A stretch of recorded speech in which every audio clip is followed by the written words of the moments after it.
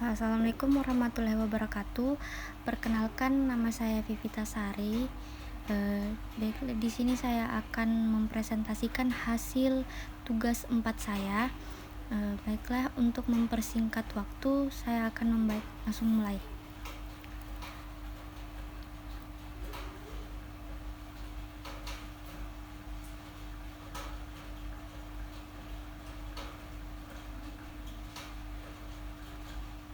Nah, di sini ada yang pertama, yaitu biaya bahan atau material food cost.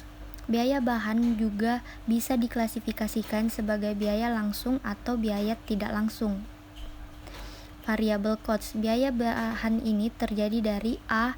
Biaya bahan baku, yaitu bahan yang digunakan untuk produksi barang jadi yang ada dalam hal ini makanan kering. Contohnya untuk pembelian bahan makanan segar dan bahan makanan kering. B. Biaya bahan penolong yang pemakanannya relatif sedikit dan kelihatan dalam produk yang dihasilkan. Contohnya untuk pembelian bumbu, bahan pembungkus makanan, dan sebagainya. 2. Bahan tenaga kerja, biaya tenaga kerja atau labor cost. Biaya untuk tenaga kerja ada yang bersifat langsung dan tidak langsung, berhubungan dengan produksi.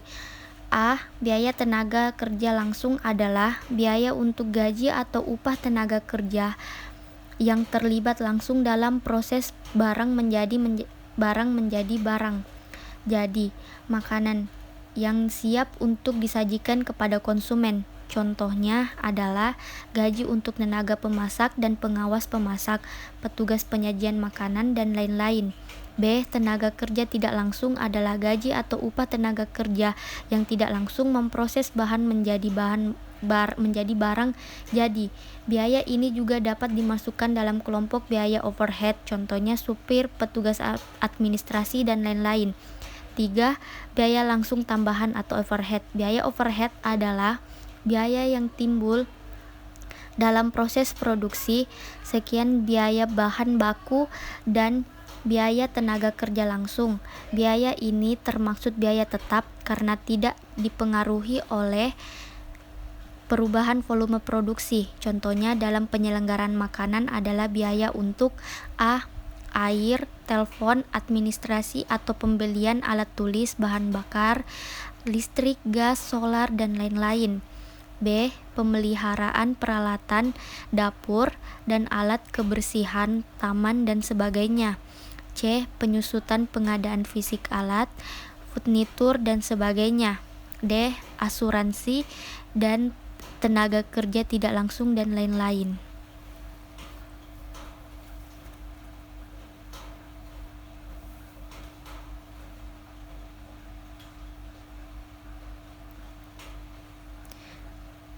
Dan yang kedua yaitu berdasarkan pedoman menu. Untuk dapat menggunakan metode ini, maka harus ada data tentang standar makanan. Tekniknya dihitung berdasarkan harga masing-masing bahan makanan. Selanjutnya yang digunakan dengan cara mengalihkan standar harga yang ditetapkan. 1. Berdasarkan standar resep. Teknik perhitungan ditentukan standar resep pada satu menu makanan berdasarkan standar resep diperoleh oleh harga per porsi lalu dibagi dengan banyaknya porsi yang dibuat. 2. Berdasarkan pemakaian bahan makanan menurut catatan di gudang bahan makanan. Langkah perhitungannya: A. Mencatat macam dan jumlah seluruh bahan makanan yang tercatat pada bagian pembelian dan yang diterima atau masuk ke bagian penerimaan selama 1 bulan. B. Catat persediaan atau sisa bahan makanan yang ada pada bagian penyimpanan bahan makanan dan pada akhir siklus atau bulan. C. Hitung jumlah pemakaian bahan makanan dengan cara mengurangi jumlah yang diterima dengan jumlah bahan makanan yang dipersediaan pada akhir bulan. D.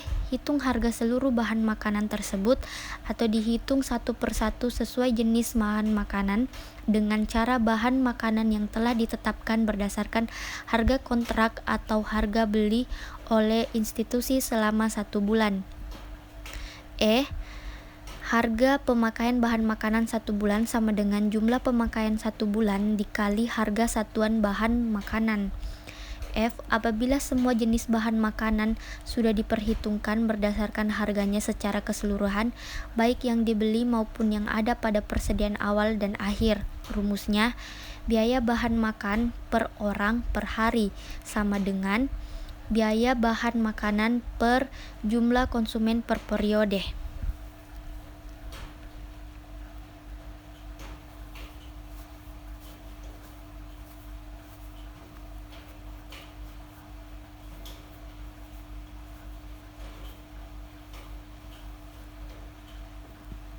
Nah, yang ketiga di sini perbedaan biaya satuan aktual atau actual unit cost dengan biaya satuan normatif unit cost.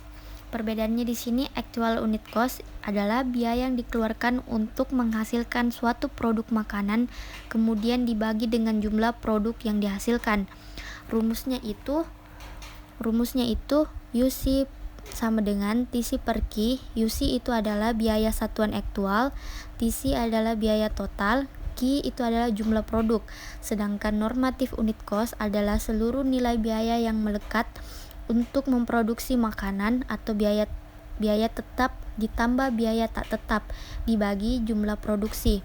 UCN sama dengan VC per C ditambah VC per Q. UCN adalah biaya tetap atau biaya tenaga kerja overhead, VC biaya tak tetap atau biaya variabel atau bahkan makanan, C itu kapasitas per tahun, Q adalah jumlah produk.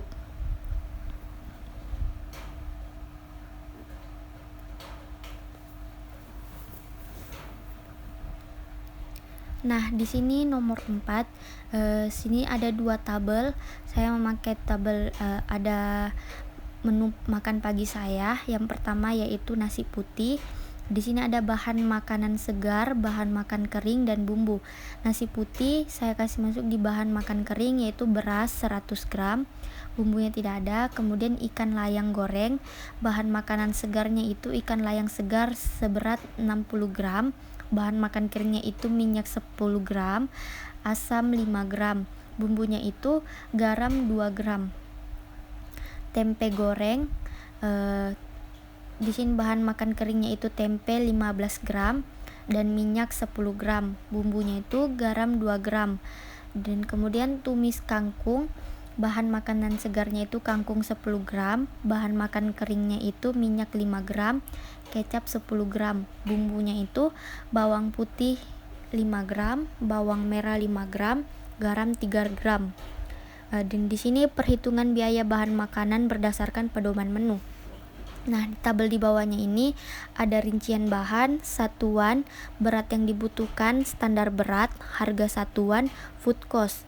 Di sini rincian bahan itu saya ambil dari tabel yang di atas, yang dimana beras, ikan layang, tempe, kangkung, minyak, kecap, asam, bawang merah, bawang putih, garam.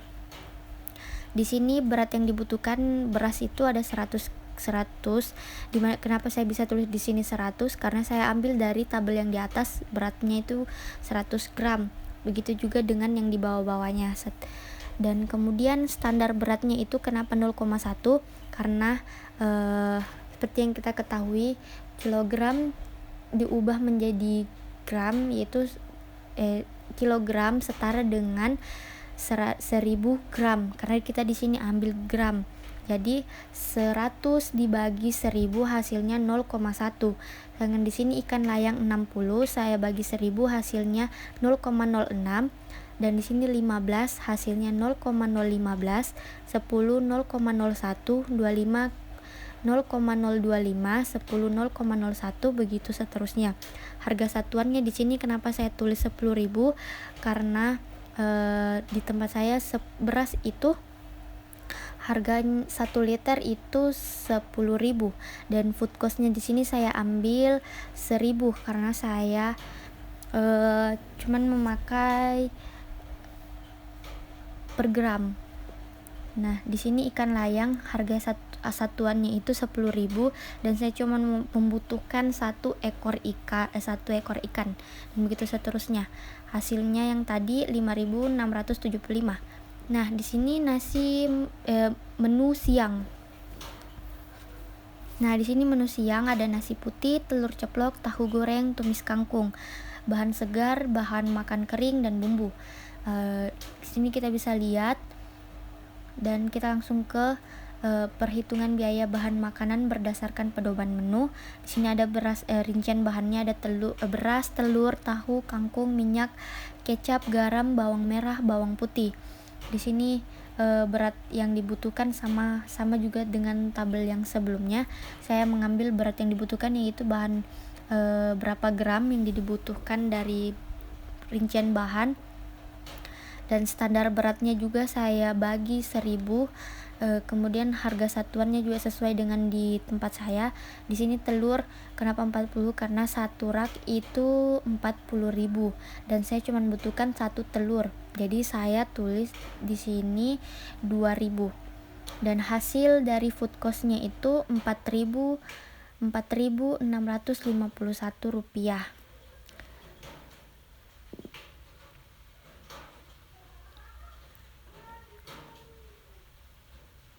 Kemudian menu malamnya, di sini saya makan nasi putih, telur ceplok, sayur bening bayam.